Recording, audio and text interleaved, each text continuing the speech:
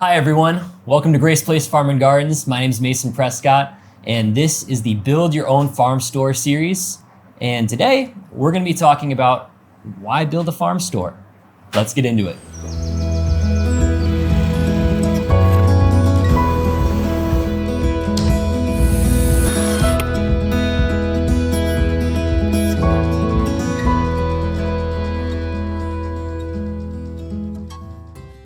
All right, so today joining me is James Bell. James and I work together here at Grace Place Farm and Gardens, helping oversee and manage everything from start to finish. And we're excited to talk with you about the whole journey our farm took with opening our own farm store. Today, we're gonna be addressing the topic of why a farm store, a little bit of why we chose to go into this, how we got into it, and hopefully how you also can look at this as an opportunity for your own urban farm, or maybe an option for your own farm operation you have. I'm excited. Me too. So first question that people are probably gonna be asking themselves, why should we be considering to open a farm store? Well, where do most people start when they think I'm growing vegetables and I want to sell them?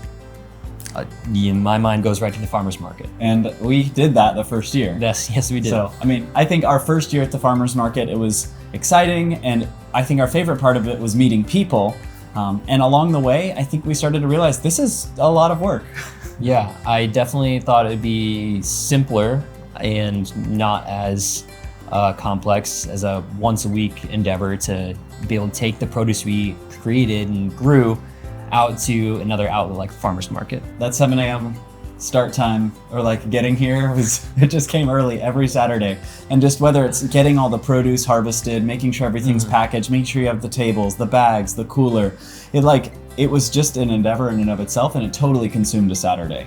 Sure, so talk to me more about the costs of the time and the effort and the differences, like what were you really having to essentially generate and create versus having something passive like a farm store on property. Right, and I think we had the farm store in mind from the beginning, but we knew that in order to get our name out there, we should probably just show up. And that's the benefit of the farmer's market, right? You can show up, I'm bringing whatever I have grown, whatever's good, whatever's Absolutely. fresh, and people will come and buy it. And you get to meet people all along the way. So I'd say that's the benefit. But the costs, like, you have to use, we were using 3 to 5 people, volunteers every week who wanted to come out and be there early, work the whole shift. So they're giving up their Saturday.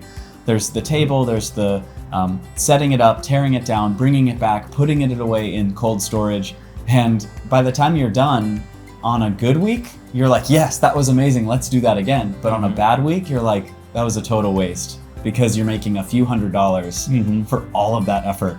And we're thinking, it would be so great to be able to have a spot where we're storing inventory on the farm, but for the ability for customers just to come and buy it whenever. Right, so for some of you watching, you might either already have your own farm operation, or you might be thinking, hey, I want to start one, or maybe get into homesteading, and you're weighing out the values and the questions about this. Something, if you don't already have this, everyone who has a farm already knows this, the farm doesn't just turn off for the weekend. No, it's a lifestyle. It's part of what you do and what expectations that, the chickens don't decide like, hey, we're taking the weekend off for you. Enjoy your Saturday. So yeah, being able to have to decide like, oh, am I going to add on one more thing that I have to take care of and manage? That's a real question people have to ask. And unfortunately, some people can't manage or handle. So that's why we found this to be a really great solution. Tell us about where we got the inspiration for this. How did we come up with this idea? Share some of the inspirations and sparks that started this off. Well, like any person who's hopefully watching videos like this, you get a lot of inspiration from YouTube. It's not just an entertainment platform or a distraction platform. It can be an educational platform. And that's what it was for us when we started the farm, because none of us have a background in ag. We don't have a background in agriculture, growing, farming, anything like that. So we're like, we need to learn, and we need to learn quick, because we really felt strongly it's important to start this farm. And so we got our hands on as many books as we could. We reached out to local farmers and even people who weren't local that we looked up to. And also we were relying heavily on YouTube videos. So whether it was local farmers or books or people who are around the nation who are good at this kind of stuff, we were looking very hard to find someone who knew what they were doing and could tell us what to do, and YouTube was no exception. YouTubers like Dirk Tanner, Justin Rhodes, Joel Salatin, they all were showing different concepts of how to manage a farmstead, a homestead, scalable infrastructure. And Dirk was one example of someone who was doing kind of a small scale business. And we really liked this idea of doing an on-farm store that was a little bit more than just a roadside stand, but something that was professional. It had refrigeration so that we could do year-round products and whatnot. But we used his example, which you can find on his channel. But yes, big shout out to Dirk Tanner for helping us out a lot and really, I would say, showing us the possibility of like, oh, what it looks like to start a homestead or a farmstead at any scale and be able to grow profitably and actually be a resource to not just your own family or community, but to actually the neighborhood and the community around you. Because you can try to start a farm for a hobby, but the reality is cash flow or profit, it is the gasoline that keeps you moving. So if you're not making money from what you're growing, there's really nothing more to it than just a hobby. And we wanted it to be more than just a hobby. Right. We wanted to be able to show that farming can be successful, it can be profitable, and that requires maybe an upfront investment, but it's so rewarding to feed people, but also know that it's paying for itself. You're growing good food at a good profit margin. Right, and the tough part is, how many bags of lettuce do you really need to sell to be able to afford a farm store? And what options and opportunities are there? And this led us to learning about SARE and the grants that they offered.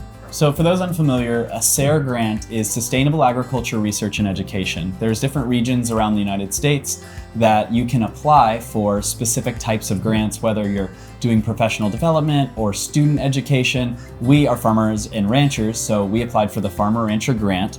And we had this idea of doing a research project where we compare how did we do at the farmer's market versus how would an on-farm marketplace fare.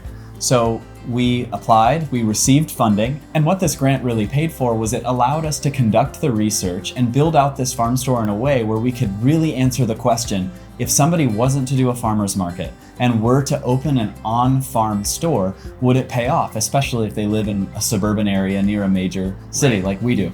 So the grant didn't pay for the structure. We did put a good bit of our own capital, and we'll get into the numbers a bit later, but it helped us do some marketing, it helped us conduct the research, as well as put in some of the refrigeration and shelving, as well as some signage and flyers that we were able to hand out. And that really helped us. If you're looking for more information on that, we'll have that linked below where you can get straight to that and learn about it more yourself. Okay, so tell me, as we were dreaming and coming up with the idea of this, who kind of were you picturing to walking through the doors of this farm store? I think all along I had this idea that neighbors, people we haven't met yet but want to meet, would come through this door and would say, this is exactly what I'm looking for. And I think we both know that that's happened, that people have walked through the door and you're able to see someone in your community, a neighbor, a friend, someone you've never met before, but you feel like you've known them forever, and they're so thankful that you are growing something that feeds their family. Yeah. So, and I would even say what's been surprising and exciting for me has been the response outside of our immediate neighborhood too. We've had so many people from all over the city saying, oh, I was looking for a place that was growing organically, or I was looking for a place I could get healthy produce or pasture-raised chicken. And they looked us up on Google and they found us here and they drove all the way across town just to get here. So don't be concerned that or write yourself off of, oh, well, I'm not in a suburban neighborhood and I don't know if I could really make the reach I need. People who want your produce will find it and they will seek you out and they will do it because what you're growing is worthwhile. It's gonna help people, it's gonna benefit them, and people are looking. There's such a desire and a need for farm-grown produce. Not just I'm pulling it from the grocery store, from mega farms where things are sprayed with glyphosate and all sorts of other chemicals, but somewhere you can know and trust where your food is grown from. So thank you for joining us for our first episode of Build Your Own Farm Store series. We're really excited to be diving through all the nitty-gritty. We're gonna be taking the whole project that we did and breaking it down into 12 episodes so that you can follow along and ask yourself and answer the own questions that you need of what do I need to do to build my own farm store or get started my own.